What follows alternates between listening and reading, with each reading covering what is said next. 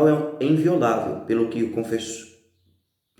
o confessor não pode denunciar o penitente nem por palavras, nem por qualquer outro modo, nem por causa alguma. Ele não pode falar, ele não pode acusar, não pode. Aí vem o parágrafo 1388. O confessor que violar diretamente o sigilo sacramental incorre em excomunhão. Later sentente, reservado à Santa Sé Apostólica. Ou seja, o padre é excomungado da fé. Ele não é mais. Ele está fora da Santa Igreja. Olha a seriedade. Existe um santo chamado São João Nepomuceno, que ele era o confessor da rainha da Boêmia. O rei, então, desconfiado que a rainha estava fazendo coisas erradas, até mesmo traindo ele, muito ciumento e tudo. O rei pegou São João Nepomuceno e falou assim: conte tudo que ela falou para você agora na confissão. Ele falou: não posso. Ele falou: senão eu vou te matar. Ele falou: não posso. Começaram a espancar São João Nepomuceno. Ele começou a espancar junto com os soldados, começaram a machucar ele, machucar. Ele não confessou, não falou o pecado da rainha. Costuraram em um saco de couro, colocaram uma pedra dentro e jogaram então no rio. E milagrosamente o corpo dele boiou, os cristãos pegaram o corpo dele e deram um digno sepultamento. Mas, mártir do confessionário. Por exemplo, se você contar um crime, se um bandido for lá contar um crime para o padre, eu assassinei uma criança, sei lá, um crime muito hediondo, assim, pensa numa coisa muito terrível, eu assassinei uma família inteira. Se os policiais, logo depois da confissão, chegar lá e perguntar: padre, o que ele falou para você? O padre não pode falar. Ele não pode dizer. Ele sabe o crime. Ele absolve. Mas ele não pode falar o pecado. Se for prender o padre, ele vai preso, mas ele não pode falar o pecado. Então, isso já tira um peso, porque muitas vezes o homem tem a mulher muito próxima do padre e tudo, e com medo do padre falar: se o marido está te traindo, se o marido fez isso, não pode falar, nem para a esposa, nem para ninguém. Então, a acusação do pecado. Inclusive, você vai para acusar os pecados seus, viu? Não da esposa, não da sogra, nem de ninguém. Bom, a acusação dos próprios pecados. Né? Mas, Felipe, se eu omitir um pecado, se eu não quiser falar um pecado, se eu não quiser, eu cometi algo muito grave, mas assim, esse eu não tenho coragem de falar não, Felipe. Sua confissão não é válida. Você fez uma confissão sacrílega. Você é mais réu agora nessa confissão. Esconder pecado na confissão é um pecado grave, mortal, gravíssimo. Você cospe na confissão e usa aquilo como brincadeira, como uma fantasia, como um teatro, tá certo? E olha o que eu vou dizer. Na confissão existe um demônio, sabia? Quando a gente vai se confessar, existe um demônio que nos atormenta, que é chamado por Santo Antonino de demônio mudo. Ele trava a nossa boca. Um dia estava Santo Antonino confessando, ele viu um demônio próximo ao confessionário. Ele falou: o que é que você está fazendo aqui? Vá de retro, Satanás. Ele falou: eu vim aqui para fazer a restituição. Ele falou: restituição de quê? Ele falou assim: eu vim trazer a restituição da vergonha e do medo que eu tirei do pecador na hora que ele cometeu o pecado e vim devolver agora na hora dele confessar. O demônio coloca vergonha e medo em nossos corações. Olha a seriedade. Por isso que a gente muitas vezes fica com vergonha do padre, fica com medo, o que o padre vai achar. E outra coisa muito importante aqui, que eu quero dizer, é a autoridade que o padre tem sobre você. O padre, segundo Santo Afonso I de Ligório, ele é médico, ele é juiz e ele é mais duas coisas muito importantes que me falhou a memória aqui. Mas ele é médico, está ali para te curar. Quer dizer, o padre não é um Zé Mané qualquer. Dobre a tua língua, viu? Antes de você falar mal de padre. Morda a tua língua antes de falar mal de padre. O padre tem uma dignidade que é acima de todos. Jesus morreu para fazer um sacerdote. Sabia disso? A dignidade do padre, você sabia que está acima da de Nossa Senhora? Acima da de São José? A dignidade do padre está acima. O padre somente está abaixo de Deus. Vou ler aqui, por exemplo, a frase de alguns santos. Santo Agostinho vai dizer assim: o sacerdote é elevado acima de todos os poderes da terra e de todas as grandezas do céu, somente inferior a Deus. Beata Diógenes, ela beijava o chão onde o sacerdote pisava em sua casa. Sério, hein? Muitas vezes a gente trata o padre como um Zé qualquer, um Zé Mané. E aí, padre, Sabina? Trata o padre com dignidade. O padre é aquele que liga o céu à terra. Tudo que desligares na terra será desligado do céu. Tudo que ligares na terra será desligado do céu. Mateus capítulo 16 e Mateus capítulo 18. Pega lá para você ver. Jesus confere a autoridade de perdoar os pecados à igreja, ao padre. Pode um pastor rezar por você se os pecados não são perdoados. O padre, ele te absolve em nome da igreja. Portanto, que ele diz assim: pelo ministério da igreja que a mim foi confiado, eu te absolvo. Eu, porque ele é Cristo. Em nome de Patri et Filho et Spiritus Sancti. Em nome do Pai, do Filho e do Espírito Santo. É assim. Você está entendendo? Então, o padre, somente ele tem o poder de te perdoar dos pecados. Quando você se dobra ali, Jesus, ele está ali derramando o seu sangue misericordioso sobre a sua vida. Tá certo? Como diz o Papa Paulo VI, sacerdos alter Christus. O sacerdote é outro Cristo. É outro Cristo. Então respeite. Isso quer dizer, volte a uma antiga tradição, beije as mãos dos teus sacerdotes. Inclusive, as mãos do sacerdote é algo mais sagrado que ele tem, portanto que cortava-se as mãos dos sacerdotes quando eles morriam e colocava em urnas de ouro para enterrar. Porque eles tinham uma veneração muito grande pelas mãos do padre. Sério. Beije a mão do sacerdote. São Domingos Sávio, ele corria, quando o padre acabava a missa, ele corria, aí enquanto o padre beijava a mão dele e saía correndo. Perfeito. Inclusive, ensina suas crianças a fazerem isso. Respeite o sacerdote. Ame o sacerdote. Uma das coisas que me chama a atenção na vida de São Luís Santa Zélia é que eles eram amigos dos sacerdotes. Então, ame os sacerdotes, tá bom? Então, acusação dos pecados. Não esconda. Se você esconder, tá ferrado. A confissão, ela é inválida e é sacrílega. Nos conta uma história de Santo Afonso Maria de Ligório, que um dia ele foi confessar uma mulher.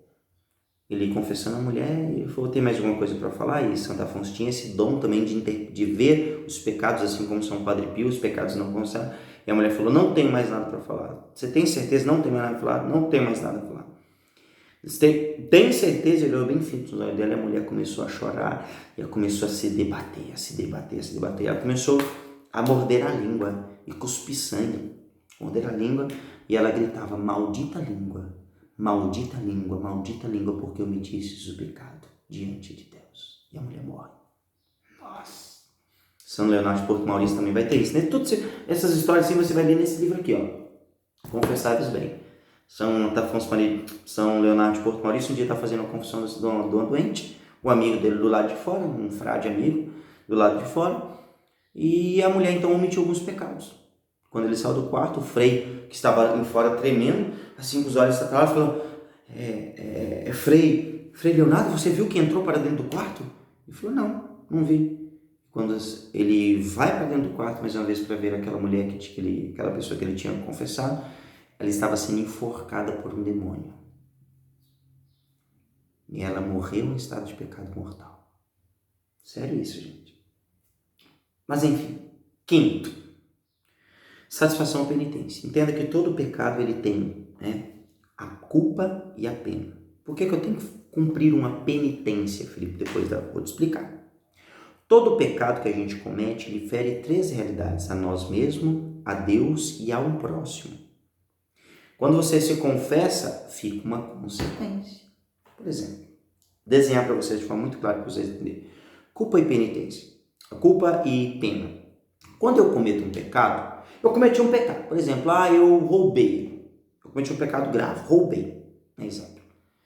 Esse pecado ele tem uma culpa. Eu sou o culpado do roubo. Mas ele tem uma consequência, uma pena, que é pena eterna e pena temporal. A pena eterna é aquilo que vai me levar para o inferno. A pena temporal, eu sou obrigado a corrigir ela aqui na terra. Exemplo, uma pessoa foi presa. Ela é culpada, mas ela também tem uma pena. Ela se arrepende, mas ela vai ficar 10 anos na cadeia, exemplo, do crime que ela cometeu. Quando eu vou diante do sacerdote e vou para confessar, o que é perdoado na confissão? A culpa. Eu sou perdoado da culpa. Eu sou culpado, eu pequei, sou culpado da culpa, eu sou culpado. Eu que pequei, eu quis, porque eu tinha pleno conhecimento e livre livre vontade. Eu pequei. Quando o padre te absolve, né, entenda que a palavra absolvição, dissolvere. Solvere quer dizer desamarrar. Ele te perdoa da culpa e, consequentemente, a pena eterna, porque são dois tipos de pena, a pena eterna é também perdoada. Mas fica a pena temporal. A pena temporal nós devemos nos purificar e nos corrigir aqui na terra. O padre, então, como pena, para corrigir a consequência do seu pecado temporal, ele então te dá rezar um terço, visitar uns doentes, pode ser obra física, uma obra de caridade, ajudar os pobres, pode ser também rezar, uma obra espiritual de rezar, enfim, pode ser algo desse tipo, para corrigir a pena. Porque se você não corrige a pena, você irá ficar mais tempo no purgatório. Aí que vem a doutrina do purgatório, aí que vem a doutrina das indulgências, onde existe a indulgência plenária e a indulgência parcial. A indulgência plenária te absolve de tudo, apaga toda a pena temporal que você tinha vivido até agora e deixa você zerinho. A indulgência parcial, ela então te confere a pagar partes da pena que você tinha que ter vivido no purgatório. Então, muito importante, estudo sobre indulgência plenária, muito importante. Então, aqui estamos, então, diante da realidade da absolvição do sacerdócio. E naquele momento do padre te absolver, São João Maria Vianney nos ensina algo muito maravilhoso.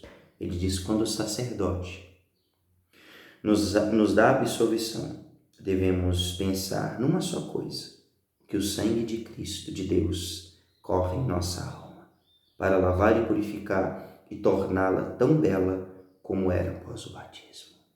Então isso é confissão, tá certo? Algo interessante aqui que eu quero falar para você, Felipe, eu posso confessar de quanto em quanto tempo? A igreja nos propõe uma vez ao ano, mas uma vez ao ano é muito pouco. É o mínimo. Então, o que nós devemos seguir? Seguir o exemplo dos santos. Eu, por exemplo, confesso todas as semanas. Todas as semanas. Porque eu sei a merda que eu sou. Pecador miserável que eu sou. Aí você pega os santos, você se escandaliza. Porque eles confessaram muito. Já chegando aí, caminhando para o fim, olha para você ver. Nesse livro vai falar, pegar esses relatos de como eu devo, de que tempo em tempo eu devo me confessar. São Francisco de Assis confessava-se de 2 em 2 dias, no máximo 3 dias. São Vicente de Paulo confessava-se uma vez por semana. São Felipe Neri de 2 em 2 dias. Santo Inácio de Loyola de 2 em 2 dias. São Padre Pio todas as sextas-feiras. São João Paulo II todas as sextas-feiras. Enfim. Então, o que eu proponho para vocês, homens? Comece confessando uma vez por mês. Depois, semana sim, semana não. Depois, todas as semanas. Ah, filho, mas meu pároco vai ficar louco, não tem importância. Ele está ali para te confessar. O padre não foi feito para ficar aí, como você diz, né? Sendo pessoas que cuidam de ONGs, um assistencialismo social. Não, o padre nasceu para... Ele foi instituído para te dar os sacramentos. E se um padre negar um sacramento para você, você pode recorrer ao bispo. Mas para não escandalizar, eu tenho 4 padres que me confessam.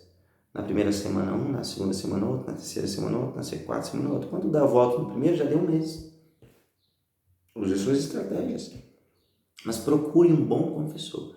Por favor, quando eu falo procure um bom confessor, cuidado com o confessor que você vai ir. Pede a ajuda, inclusive, da comunidade, que eles vão ajudar muito vocês, tá certo? E dizer para vocês que aquele que fala não tem pecado para confessar, você está fadado, condenado, meu irmão. 1 João capítulo 8, capítulo 1, versículo 8 ao 9. Se dizermos não temos pecados, enganamos a nós mesmos. E a verdade não está em nós. Se reconhecermos os nossos pecados, e Deus aí está, e justo para nos perdoar os pecados, para nos purificar de toda iniquidade. Ah, Felipe, mas eu confesso com Deus. Deixa eu te dizer, pega a sua conta de luz e vai lá no presidente Bolsonaro para pagar a sua conta de luz. Fala, presidente, vim aqui pagar minha conta de luz. O que ele vai falar para você? Existe uma casa lotérica, um banco na sua cidade para você pagar. Ele é a autoridade máxima do nosso país. O que que eu estou usando essa alusão? Deus é a autoridade máxima. Quando você pega as suas misérias e seus pecados, Deus, eu vim cá diretamente confessar com o Senhor.